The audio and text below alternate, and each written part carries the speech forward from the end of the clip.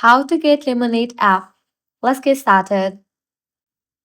Launch your App Store or Play Store. Now at the bottom right, you're gonna find the option of search. Click on it. At the very top, you're gonna see the search box. Over there, type in Lemonade and then search for it. With that, app will appear. So, what is Lemonade app? Lemonade is owned by ByteDance, the same company that owns TikTok. The app is targeted at a younger audience who are interested in lifestyle topics. Lemonade is similar to a combination of Instagram and Pinterest with a focus on sharing images and videos. The app's main categories include beauty, fashion, food, travel, and pets.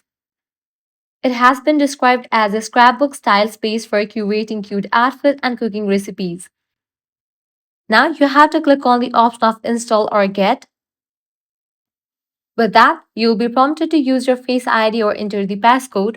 Once you do that, the app will be downloaded. Once completion of its download process, you can sign up for your account and use this app. So this way you can easily get Lemonade app.